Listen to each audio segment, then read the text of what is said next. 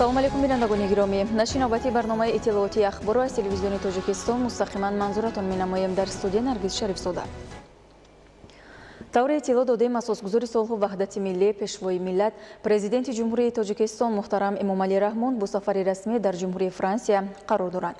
8 ноябр маросими истиқболи расмии асосгузори солҳу ваҳдати миллӣ пешвои миллат президенти ҷумҳурии Тоҷикистон муҳтарам Эмомалӣ Раҳмон дар назди қасри Елисеи шаҳри Парижи ҷумҳурии Франсия доир гардид. Барои истиқболи сарвари давлат муҳтарам Эмомалӣ Раҳмон саҳни ҳавлии қасри Елисей бо парчамҳои ҳарду давлат идона ороста шуда горди фахрӣ саф кашида буд. Баррасии масоили ҳамкории дуҷониба ва бисёрҷониба дар мулоқоти хуссаи сарони давлатҳо оғоз гардида дар музокироти васеъ бо иштироки ҳайатҳои расмӣ идома ёфт. Ҳамчунин дар доираи сафари расмӣ дар ҷумҳурии Франсия пешвои миллат муҳтарам Эмомалӣ Раҳмон бо директори кулли ЮНЕСКО хонум Одри Азуле мулоқот намуданд. гузориши хабарнигорони мо. 8 ноябри соли 2019 сафари расмии асосгузори сулҳу ваҳдати миллӣ пешвои миллат президенти ҷумҳурии Тоҷикистон муҳтарам Эмомалӣ Раҳмон дар ҷумҳурии Франсия бо маросими истиқболи расмӣ дар назди қасри Елисей оғоз гардид. барои истиқболи сарвари давлат муҳтарам Эмомалӣ Раҳмон саҳни ҳавлии қасри Елисей бо парчамҳои ҳарду давлат идона ороста шуда горди фахрӣ саф кашида буд. меҳмони олиқадр президенти ҷумҳурии Тоҷикистон муҳтарам Эмомалӣ Раҳмонро президенти ҷумҳурии Франсия муҳтарам Эммануэл Макрон гарму самимӣ истиқбол карданд.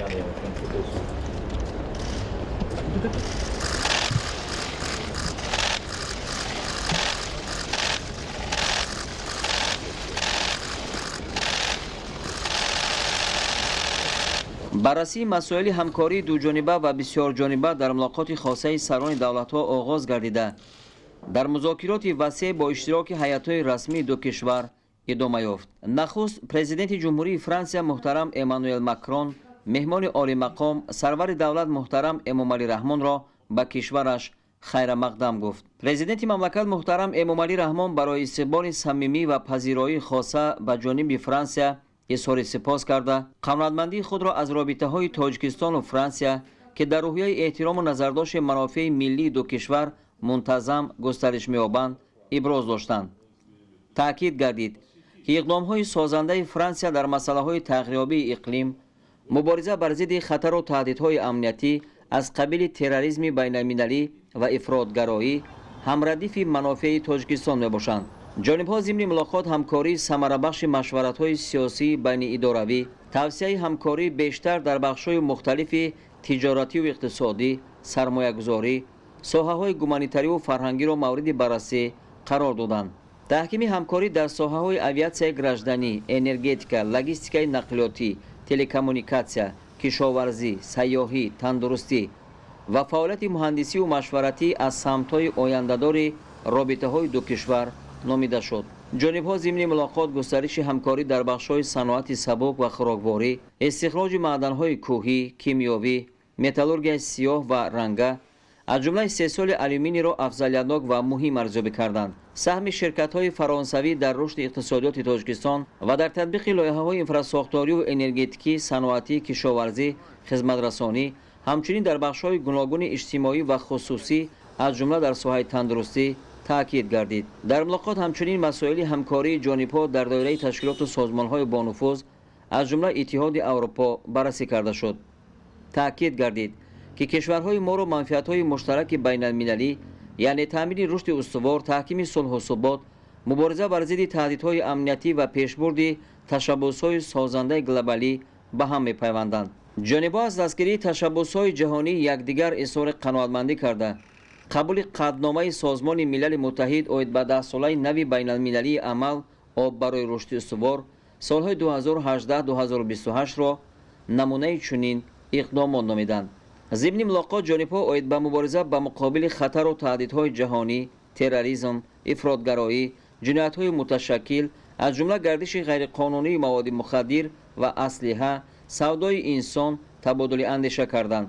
таъкид гардид, ки Тоҷикистон бо ҷонибдорӣ аз ташаббусҳои созандаи ҷомеаи ҷаҳонӣ ҷиҳати истиқрори сулҳу субот дар Афғонистон хостори тақвияти ҳамкорӣ бо ҳама ҷонибҳои манфиатдор дар ин самт аст. зеро таъмини амнияти Афғонистон омили муҳими суботи миллӣ ва тамоми минтақаро ташкил медиҳад. дар рафти суҳбат президенти ҷумҳурии Франсия муҳтарам Эммануэл Макрон пешниҳод намуд, ки муколамаи миёни ҷумҳурии Франсия ва ҷумҳуриҳои Осиёи Марказӣ дар сатҳи вазирони корҳои хориҷии ин кишварҳо таъсис дода шавад. дар охири мулоқот президенти ҷумҳурии Тоҷикистон муҳтарам Эмомалӣ Раҳмон аз президенти ҷумҳурии Франсия муҳтарам Эммануэл Макрон даъват ба амал оварданд, ки дар вақти барояшон муносиб ба Тоҷикистон ташриф биёранд. даъват бо хушнудӣ пазируфта шуд. пас аз мулоқоти президенти ҷумҳурии Тоҷикистон муҳтарам Эмомалӣ Раҳмон ва президенти ҷумҳурии Франсия муҳтарам Эммануэл Макрон 5 санади нави ҳамкорӣ ба имзо расид. созишнома байни ҳукумати ҷумҳурии Тоҷикистон ва ҳукумати ҷумҳурии Франсия оид ба алоқаи ҳавоӣ, эъломияи ҳамкорӣ дар соҳаи сайёҳӣ байни Кумитаи рушди сайёҳӣ назди ҳукумати ҷумҳурии Тоҷикистон ва вазорати Аврупо ва корҳои хориҷии ҷумҳурии Франсия, эъломия оид ба ҳамкорӣ байни вазорати Аврупо ва корҳои хориҷии ҷумҳурии Франсия ва вазорати корҳои хориҷии ҷумҳурии Тоҷикистон барои давраи солҳои 2019-2023, эъломия оид ба ҳамкорӣ байни Академияи илмҳои ҷумҳурии Тоҷикистон ва вазорати Аврупо ва корҳои хориҷии ҷумҳурии Франсия, оид ба ҳамкорӣ байни Академияи илмҳои ҷумҳурии Тоҷикистон ва Институти франсиявии тадқиқоти Осиёи Марказӣ. ёддошти тафаҳум оид ба ҳамкории таҳсилотӣ байни Донишгоҳи Миллии Тоҷикистон ва Донишгоҳи Париж 1 Пантеон Сорбонна. дар маҷмӯъ дар доираи сафари расмии президенти ҷумҳурии Тоҷикистон дар ҷумҳурии Франсия 11 санади нави ҳамкорӣ ба имзо расид. 8 ноябр дар доираи сафари расмӣ дар ҷумҳурии Франсия асосгузори сулҳу ваҳдати миллӣ, пешвои миллат, президенти ҷумҳурии Тоҷикистон муҳтарам Эмомалӣ Раҳмон бо директори кулли ЮНЕСКО хонум Одри Азуле мулоқот карданд. дар ҷараёни мулоқот масоили ҳамкории Тоҷикистон бо ин ниҳоди бонуфузи Созмони Милали Муттаҳид баррасӣ гардид. президенти мамлакат муҳтарам Эмомалӣ Раҳмон ба роҳбарияти ЮНЕСКО барои густариши ҳамкорӣ бо ҳукумати ҷумҳурии Тоҷикистон дар соҳаҳои фарҳанг, илм ва маориф изҳори сипос карданд. зимни мулоқот масъалаҳои ҳифзу гиромидошти мероси гаронбаҳои таърихию фарҳангии миллати тоҷик, бар рӯйхати мероси ҷаҳонии ЮНЕСКО ворид кардани номгӯи мавзеъҳои таърихии Тоҷикистон воқеъ дар роҳи Абрешим муҳокима карда шуд. таъкид гардид, ки дар шароити ҷаҳонишавӣ роҳ овардан ба таърих ва арзишҳои миллӣ мин ҷумла забон, фарҳанги кӯҳантаърихи миллат ва анъанаву суннатҳои неки ниёгон аҳамияти басо муҳим касб кардааст. ҷонибҳо ҳадафи аслии ҳамкориро мусоидат ба таҳкими сулҳу субот ва рушди устувори кишварҳои аъзои созмон аз ҳисоби густариши робитаҳо дар соҳаҳои илму маориф ва фарҳанг маънидод карданд. то имрӯз номинатсияҳои Шашмақом, Наврӯз ва Чакан санъати гулдӯзӣ дар ҷумҳурии Тоҷикистон ба рӯйхати мероси ҷаҳонии ЮНЕСКО ворид карда шуданд ва ҷумҳурии Тоҷикистон тасмим дорад соли 2020 5500-солагии шаҳри қадимаи Саразмро, ки соли 2010 ба феҳристи мероси фарҳанги умумибашарии ЮНЕСКО ворид шуда буд, таҷлил намояд. дар ҷараёни мулоқот ҳамчунин лоиҳаҳои мазкур ба татбиқи нақшаи ҷалби сайёҳон ба кишварҳои минтақа, алалхусус Тоҷикистон, муаррифии шоистаи ёдгориҳои таърихӣ ва фарҳангии кишвари мо, ҳамкорӣ дар соҳаи маориф аз ҷумла мусоидати ЮНЕСКО оид ба таҳияи стратегияи рушди таҳсилот ва такмили усулҳои омодасозии омӯзгорон мавриди баррасӣ қарор дода шуд.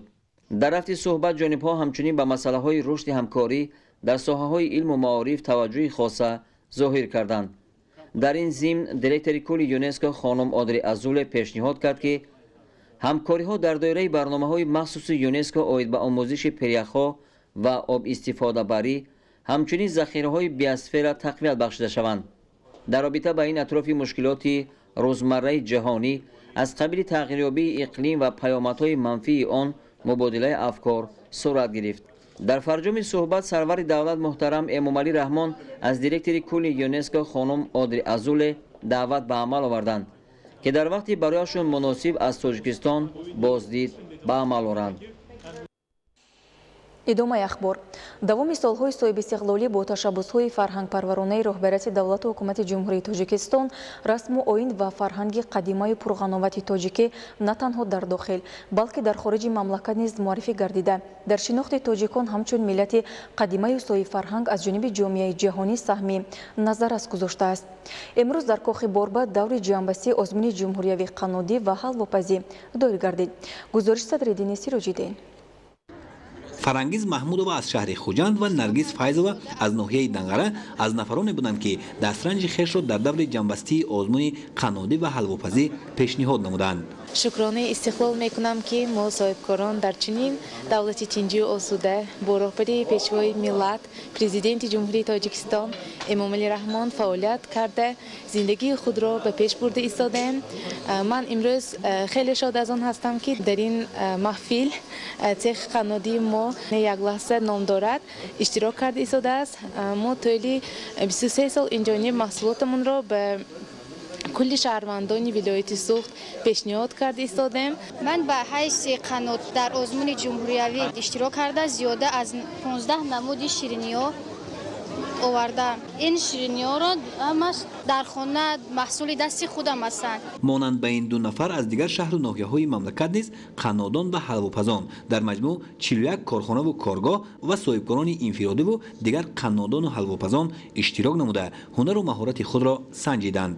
масалан Адолат Ҷураеве ки сокини шаҳри Душанбе мебошад дар ин озмун бо пешниҳоди ҳалвои ришта иштирок намуд. ин намуд ҳалво аз қадим байни мардуми тоҷик машҳур аст ва он дар тӯю сур омода карда мешавад. ин ҳалво фақат аз шакару ор тайёр карда мешавад. бисёр маҳсулоташ кам асту лекин кораш бисёр аст. расму оин ва фарҳанги қадимаю пурғановати тоҷик на танҳо дар дохил балки дар хориҷи мамлакат низ имрӯз муаррифӣ гардида дар шинохти тоҷикон ҳамчун миллати қадимаю соҳиб фарҳанг аз ҷониби ҷомеаи ҷаҳонӣ саҳми назаррас гузоштааст. эълони солҳои рушди деҳот, сайёҳӣ ва ҳунарҳои мардумӣ низ маҳз ба ҳамин хотир буда ҳунару анъанаҳои миллие ки солҳо ба гӯшаи фаромӯшӣ рафтаанд аз сари нав эҳё мегарданд. дар озмуни қаннодӣ ва ҳалвопазӣ дар даври шаҳриаш аз 4 ноҳияи шаҳр зиёда аз 15 нафар ҳунармандо иштирок намуданд ва намунаҳои гуногуни ҳалвоҳо ва қаннодиҳое ки дар гӯшаҳои фаромӯшӣ буданд аз нав эҳё намуданд ва пешкаши тамошобинон гардониданд. озмуни мазкур шурӯъ аз оғози соли 2019 дар асоси амри президенти ҷумҳурии Тоҷикистон дар 3 давр ҷараён гирифт. ду даври аввалии ин озмун дар сатҳи шаҳру ноҳияҳо ва вилоятҳо гузаронида шуд ва беҳтаринҳо ба даври ниҳоӣ роҳхат гирифтанд. тадбири мазкур агар аз як ҷониб тарғиби суннату анъанаҳои қадима ва ҳунари қаннодӣ бошад, аз ҷониби дигар таъмини рушди саноати хӯрокборӣ ва баланд бардоштани рақобатпазирии маҳсулоти ватанӣ дар бозори истеъмолӣ мебошад. масъулин мақсади асосии ин чорабиниро дар баробари рушди қаннодӣ ҳамчунин ҳавасмандгардонии соҳибкорон, ташвиқу тарғиби маҳсулоти ватанӣ ва арҷгузорӣ ба истеҳсолкунандагони дохилӣ арзёбӣ намуданд. айни ҳол дар Тоҷикистон 69 адад чунин корхонаи саноатӣ фаъолият дошта, даҳҳо соҳибкори инфиродӣ ба истеҳсоли маҳсулоти гуногуни қаннодӣ машғул мебошад. давоми моҳҳои январ-сентябри соли 2019 дар Тоҷикистон 11595 тонна маҳсулоти гуногуни қаннодӣ истеҳсол карда шудааст ки суръати афзоиш нисбат ба соли гузашта 30%-ро ташкил медиҳад. ҳамин тавр ғолибони даври қаблии озмуни қаннодӣ ва ҳалвопазӣ бо пешниҳоди намунаи навъҳои гуногуни маҳсулоти худ талош намуданд то холи зиёдро аз ҳайати ҳакамон ба даст оварда ғолиб гарданд. дар анҷоми чорабинӣ бо натиҷагирӣ аз ин озмун ҳайати ҳакамон ғолибонро муайян намуда онҳоро бо ифтихорнома, сипоснома ва дипломи вазорати саноат ва технологияҳои нави ҷумҳурии Тоҷикистон сарфароз гардониданд.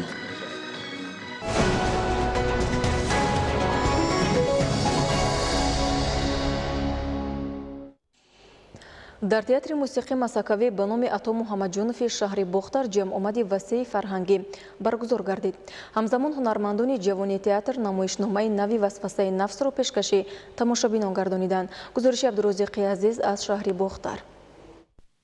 ҳунармандони театри вилоятии мусиқӣ ва масакавӣ ба номи Ато Муҳаммаҷонови шаҳри Бохтар чорабинии васеи фарҳангӣ доир намуда намоишномаи ҷадидро пешкаши тамошобинон гардониданд. این لحظه هنرمندان تئاتر ما یک نمایشنامه خیلی هم خوب با نام وسوسه نفس از روی اثر جمعه قدوس در تهیه بهرام قربانزاده یکی از کارگردان‌های جوان جمهوری که ما دعوت کردیم با تئاتر خود این هنرمند جوان رو و امروز روی صحنه آوردن این نمایشنامه رو و فکر میکنم که امروز این نمایشنامه مقبول بیننده عزیز میگردد. طوری معلوم شد تئاتر ویلایتی موسیقی و مسکوی به نام عطا محمدجان شهر بختر نیز در رشد فرهنگ و هنر تاجیکستان و سایقل تئاتر تاجیک حصه سزاوار دارند.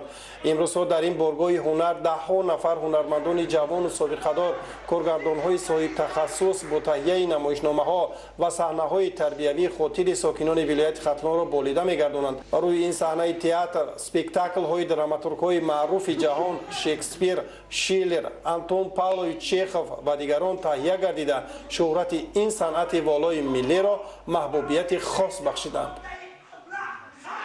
نمایشنامه دیگر با نام حیات و فعالیت عمر خیام را تمرین کرده ایستاده‌ایم و هنرمندان ما آماده هستند که این نمایشنامه را روی صحنه بیارند و برای نسل نورس باز هم معرفی کنند آن نیاگان ما خود را، آن شاعرانی که محض از خود به ما میراث گذاشتند تمام اثرهای خویش را. واقعا هم طوری معلوم شد روی صحنه هنرمندان تئاتر رویداد و حادثه‌های روزگار امروزه را تجسم کرده خصلت‌های نفس پرستی و دیگر عمل‌های رذیلانه را مذمت می‌کنند. هنرپیشه‌ها، کارگردان‌ها، رسامان، بسته‌کاران و در مجموع اهل تئاتر ولایتی به نام عطا محمدجان شهر بختر تمام دستاورد و کامیابی‌های ایجادی خویش را از شرافت استقلالیت و تحکیم وحدت ملی همچنین آبادانی سرزمین ارزیابی می‌کنند. از همین خاطر تئاتر ولایتی موسیقی و مسکوی به نام عطا محمدجان شهر بختر روز تا روز تحکیم یافته اهل هنر با چنین نمایشنامه‌های تربیوی قلب صدها نفر بینندگان را تسخیر می‌کنند. همین گونه جهد و تلاش هاست که هنرمندان تئاتر ولایت خطلان در خارج جمهوری نیز نمایشنامه‌های سطح جهانی را پیشنهاد فستیوال آزمون‌های سطح بلند می‌گردانند. عبدالرزاق عزیز و عبدالله قادر ولایت خطلان اخبار. идомаи ахбор. Шоҳмод варзиши зеҳнӣ буда барои такомули дониш ва маҳорати зеҳнӣ мусоидати фаъол менамояд. Ин аст ки дар ҷумҳурии Тоҷикистон ба ин намуди варзиш диққати махсус дода мешавад. Барои рушди тафаккури зеҳнӣ бо ибтикори шахсони фарҳангдӯст дар ошёнаи дуюми як бинои тозабунёди ноҳияи девашти ҳуҷраи таълимӣ Шоҳмод ифтитоҳ гардид. Гузориши Масбуд Бобозода. آموزش شاهماد و مشغولیت‌های منتظم شاهمادبازی یکی از عامل‌های کلیدی تربیت نسل معاصر به حساب رفته. جهت رشد این نمود ورزش در ناحیه دیوشتیج سلسله چهاربینی‌ها روی کار آورده می‌شوند. امروز در دایره آمادگی‌ها به چمپیونات جمهوری تاجیکستان عاید به شاهماد برای دریافت جام پرزیدنت جمهوری تاجیکستان با ابتکار یک تن از شاهمادبازان ورزیده کشور، اکادمیک اکادمی مهندسی مملکت، عالم شناخته و یکی از شخصان احسانکار کشور منیم عبدالصمدov و دستگیری مقامات اجرایی حاکمیت دولتی ناحیه دیوشتیج در مرکز جماعت شهرک قانچی کاشانه شاهمادبازان نورس منومهر و رستم افتتاح کرده. بنا از سخانه و دو آشانه عبارت بوده جای مشغولیت شاهمادبازان نورس در آشانه دوم جایگیر شده است. در این بنای با طرز معماری ملی استفاده کامل از مصالح محلی و نقش نگار معاصر بنیاد گردیده تا به 40 نفر نورسان و جوانان دوستدار شاهماد در دو بس می توانند نازکی‌های شاهمادبازی را آموزند و شرف تاجیکستان عزیز را در مسابقات بین المللی حفظ نمایند. این بنای خوش‌طرح و زمانوی به استقبال سزاوار جشن سعید و مکرم ملت 30 سالگی استقلالیت دولتی مملکت مورد استفاده عموم قرار گرفت. در همایش به افتخار افتتاح کاشانه شاهماد دایر گردیده نمایندگان حکومت جمهوری تاجیکستان، اکادمی علم‌های مملکت، اکادمی کشاورزی کشور، فدراسیون شاهمات جمهوری تاجیکستان و گروه کلان مهمانان از شهر و نواحی ولایت سوخت شرکت ورزیده مورد استفاده قرار گرفتن کاشانه آموزشی شاهمات را از عملی شوی دستور هدایت‌های نیکبینانه و غمخوارانه پیشوای معظم ملت پرزیدنت جمهوری تاجیکستان محترم امام علی رحمان ارزیابی نمودند. در همایش تاکید گردید که در کاشانه آموزش شاهمات میانبند محفل متمتیکان جوان تشکیل کرده می شود، زیرا فن متمتیکا با آموزش شاهمات علاقه زیست داشته در تربیت تفکر و رشد ذهنی نورسان و جوانان موقعیت شایسته دارد. واقعا ناحیه دیوشتیج از گذشته تا به امروز ده نفر شاهمات بازان ورزیده صاحب ذوق را تربیت نموده است که شرف ناحیه و تاجیکستان صاحب استقلال را در مسابقه‌های بین المللی حمایت نمودند. شاهمات بازان نورس ناحیه سیاوش عابد و چراس حلیمова به دریافت عنوان چمپیون‌های جمهوری تاجیکستان مشرف گردیدند. رخشان سعید و جایزه‌دار چمپیون آسیا، چمپیون پنچکرته جمهوری تاجیکستان آموزش شاهمات را محض در همین جا آغاز کرده و به قله‌های بلند شاهمات بازی مشرف گردیده است. در مراسم افتتاح کاشانه آموزش شاهمات به نام منومهر و رستم نزد گروه شاهمات بازان ورزیده جمهوری تاجیکستان نخستین 20 نفر نورسان با آموزش شاهمات فرا گرفته شدند. مزبوط بابازاده از ناحیه دیوشتیج برای برنامه اخبار. بینندگان گرامی، در همینجا برنامه اطلاعاتی اخبار به انجام میرسد. خیر، سلامت باشید.